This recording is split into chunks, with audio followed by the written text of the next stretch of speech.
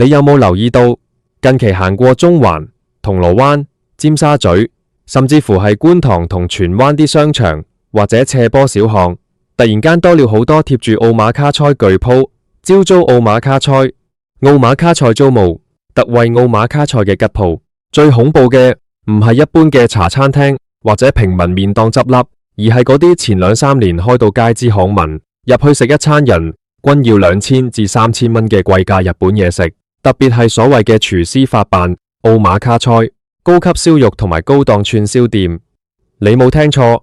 真係一年執1萬間。以前喺香港開貴價日本餐廳，簡直就係造富神話。嗰陣時個個都話奧馬卡塞只要你敢開，就個個都賺錢。奧馬卡塞隨便睇個喺日本做過幾年嘢嘅師傅，或者畫個學咗幾個月手藝嘅本地後生仔，包裝得靚靚仔仔，擺幾件黑比魚、大米魚腩，放啲海膽上去，加少少金箔，一餐就可以收你2000幾蚊。但係點解短短1-2年時間，呢個曾經吹得最大、最爆嘅氣泡，會突然之間好似山崩咁樣塌落嚟？點解啲曾經要提前2個月搶位嘅貴價日本嘢食，一下子就完全玩完，落得冇人幫襯，集體執笠嘅下場？要講明白呢個現象，我哋一定要將時間線拉返去2-3年前，即係2020年到2022年嗰段期間。大家仲記唔記得嗰陣時嘅香港係點樣嘅狀態？嗰陣時因為疫情，邊境封鎖，個個都去唔到旅行。香港人最愛嘅係乜嘢？梗係去日本啦。平時一年去3-4次東京、大阪、北海道嘅香港人，突然之間被困喺呢個幾百平方公里嘅城市入面，有錢冇地方使，有癮冇地方解。喺呢種極度壓抑嘅背景之下，一種神奇嘅心理機制產生咗，叫做奧馬卡塞報復性消費。奧馬卡塞同埋奧馬卡塞替代性心理。奧馬卡塞既然去唔到日本食1000日元嘅刺身，咁喺香港花2-3千港幣食一餐。當自己飛咗趟東京，好多人覺得奧馬卡塞算啦。當去咗旅行，攞奧馬卡塞，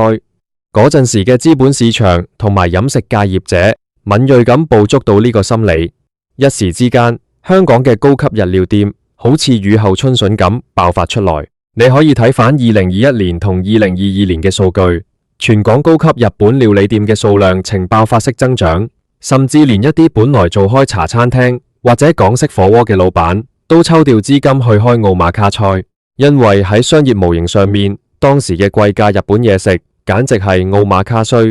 完美嘅生意奧馬卡塞。你想下，一間中餐館你要僱用10幾20個廚師，要有大鑊火氣，要有複雜嘅備料程序，利潤率可能得10%左右。但係一間奧馬卡塞店只要幾百尺地方，擺張長木台，坐10個8個客人，2個師傅喺中間捏壽司，全場連埋侍應3-4個人就搞掂，扣除食材成本同埋租金，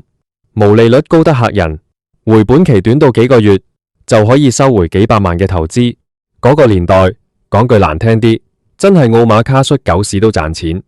奧馬卡塞喺金融界做嘅30幾歲高薪人士、地產中介，甚至乎係一啲關鍵意見領袖，大家都覺得呢個係提款機。當時最經典嘅現象係，如果你要去中環食一間名氣少少嘅奧馬卡塞，你1月要去預訂3月嘅位，甚至仲要入會付訂金或者熟人介紹，一餐飯一個人2500蚊，另加1成服務費，2個人落單加上1支清酒，落單隨隨便便就去到6000至7000蚊。當時啲人覺得好自然，食完仲要喺社交平台打卡，影低師傅將一整版加拿大或者北海道海膽遞到你面前嘅畫面，配上一句奧馬卡西今晚又被療癒咗奧馬卡西，獲得幾百個讚。呢種將消費與社交身份綁定嘅模式，將貴價日本嘢食推上了神壇。然而，所有靠泡沫同心理幻象堆砌出來嘅繁榮，只要外在環境一變，崩塌嘅速度往往快到你不敢相信。2023年初，香港與內地全面通關，全世界嘅邊境重新開放，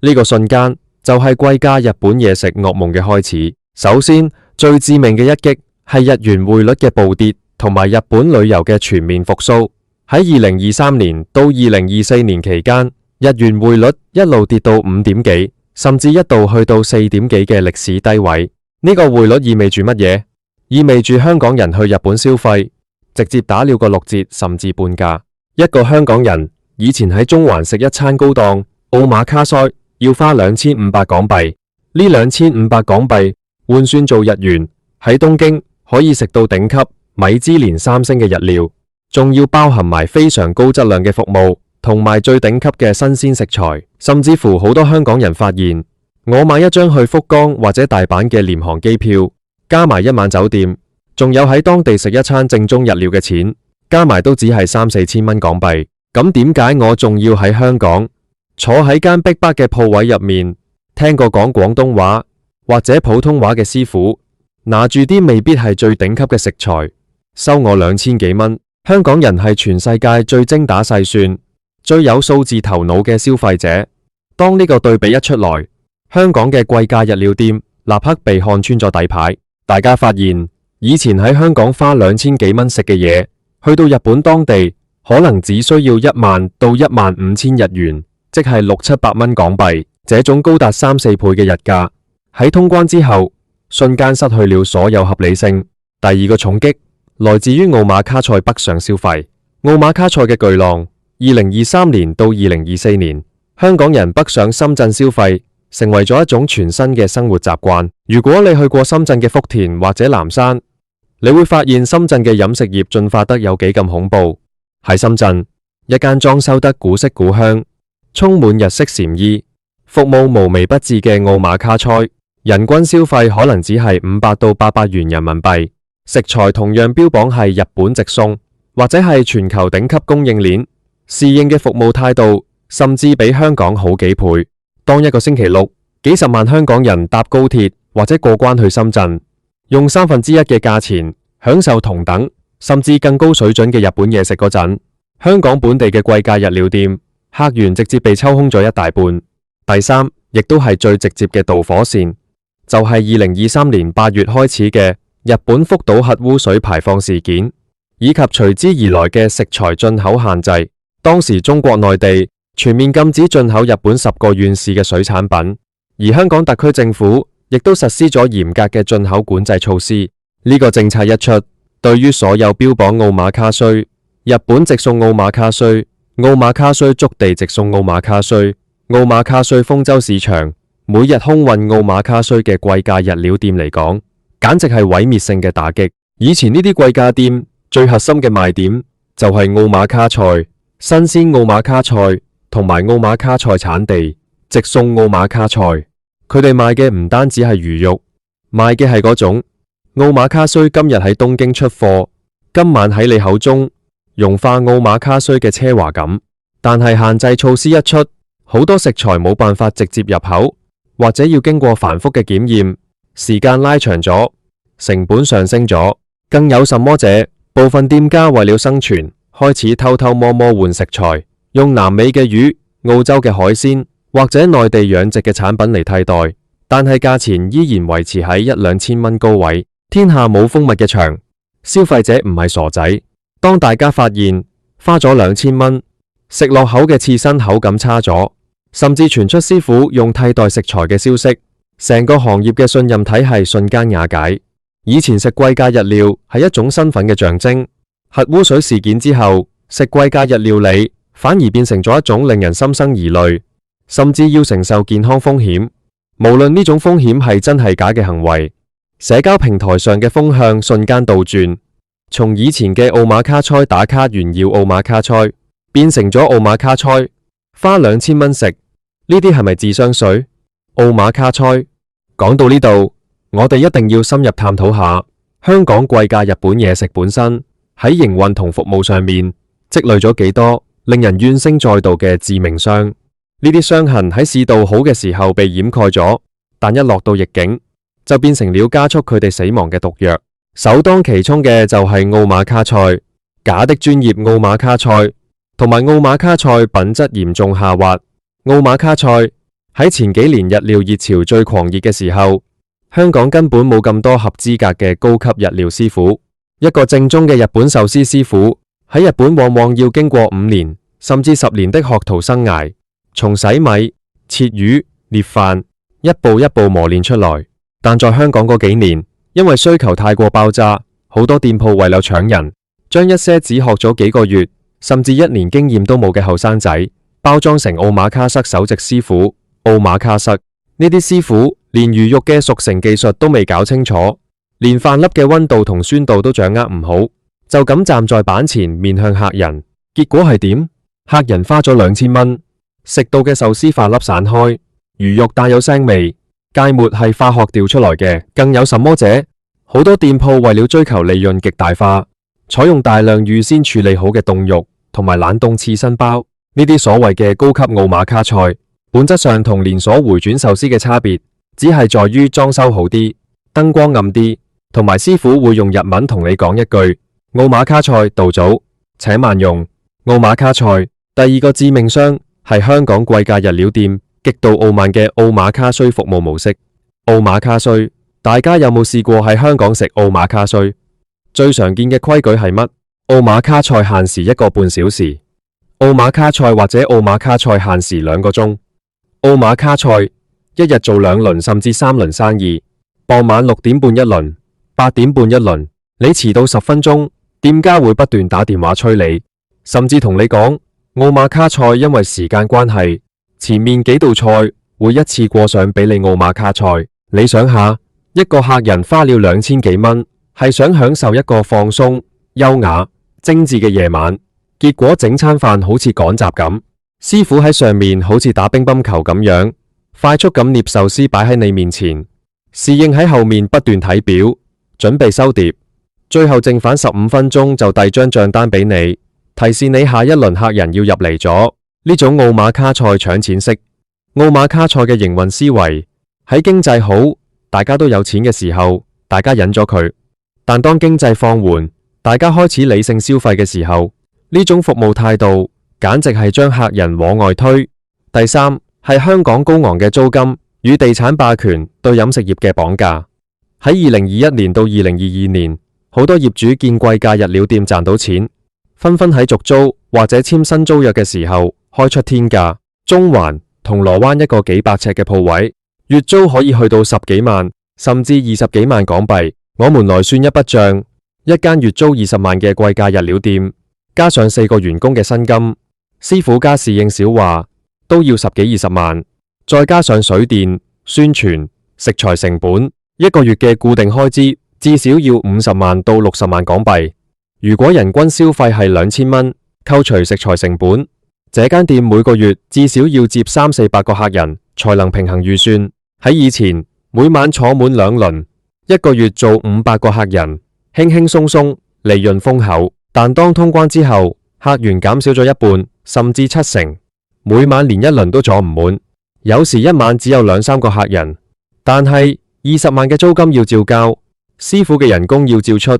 這種高固定成本、低容錯率嘅商業模式，喺客流下滑嘅時候，會以驚人嘅速度消耗完店主嘅現金流。好多店主堅持咗3個月到半年，虧損咗幾百萬之後，發現完全看不到曙光，唯一的選擇就係直接宣布破產、關門大吉，即係我哋見到嘅奧馬卡菜執笠潮。奧馬卡菜呢種執笠潮唔單止係1-2間店嘅問題，而係成個供應鏈嘅鏈式反應。當一年有幾百甚至上千間貴價日料店倒閉，連帶影響嘅係背後嘅高級食材進口商、日本酒代理商，甚至係專門做日式裝修嘅工程公司同埋餐具供應商。整個生態圈喺短短1年內經歷咗一場大地震。我哋再睇下消費者心理嘅深刻轉變。過去呢2-3年，香港嘅整體經濟環境經歷咗深刻嘅調整，股市嘅波動、樓市嘅下行，加上全球經濟嘅不確定性，使得香港嘅中產階級呢群原本係貴價日料店最核心嘅消費群體，開始嚴格審視自己嘅支出。以前嘅中產階級可能一個月食2-3次奧馬卡菜，覺得係一種生活品味，但現在大家發現資產縮水，未來收入預期下降，開始進行奧馬卡菜消費降級。奧馬卡菜消費降級並不代表大家唔食嘢，而是大家開始追求奧馬卡菜， CP 值奧馬卡賽，性價比，大家不再願意為了虛無縹緲嘅奧馬卡賽社交儀式，咁奧馬卡賽或者奧馬卡賽打卡，價值奧馬卡賽去支付幾倍嘅日價，大家開始問自己，花2000蚊食一餐飯，我到底得到了乜嘢？係得到了真正頂級嘅美味，仲係只係幫店家交咗中環嘅天價租金，同埋幫關鍵意見領袖付咗廣告費？當大家想通咗呢一點，貴價日料店嘅神話就徹底破滅咗。現在嘅香港飲食市場呈現出一種極端嘅雙極化發展，一方面係極度追求性價比嘅平民飲食、平價超市同埋深圳北上消費，另一方面係真正具有不可替代性、歷史沉澱同埋頂級水準嘅極少數米芝蓮星級名店，而夾喺中間，靠着包裝、靠着炒作、品質半桶水，收費卻向頂級看齊嘅那一大批奧馬卡賽、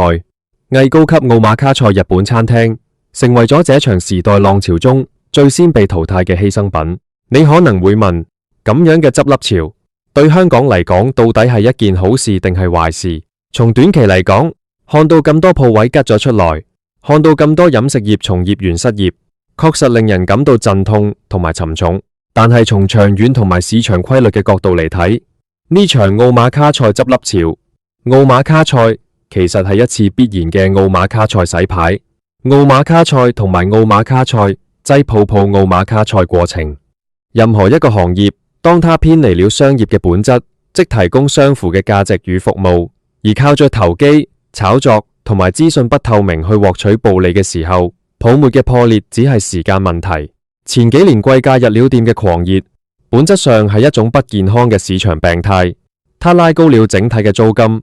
擠壓了其他有特色、平民化飲食嘅生存空間，同時也讓消費者支付咗過高嘅代價。現在，這場暴風雨將那些濫竽充數、一心只想賺快錢嘅投機者徹底清出場外，剩下的將會係那些真正對美食有敬畏之心，願意用心做好每一道菜，定價合理，尊重客人嘅真正職人。將來香港嘅日本料理市場不會完全消失，但它一定會回歸理性。貴價日本嘢食不再係人人都可以來插一手嘅金礦，而會重新變回一個極度專業、需要極高門檻同深厚底蘊嘅細分領域。對於消費者嚟講，這或許係一件好事。我們不再需要花2000蚊去買一個被限時1個半鐘嘅奧馬卡賽用餐，體驗奧馬卡賽。我們可以用更合理的價錢去尋找真正值得品嘗嘅美味。時代嘅浪潮滾滾向前，一年執1萬間，表面上係貴價日本嘢食嘅衰落，背後其實係香港消費模式、經濟結構以及大眾心理嘅一次深刻重塑。當盲目跟風嘅時代過去，留下嘅只有對商業本質嘅重塑，同埋對真正價值嘅回歸。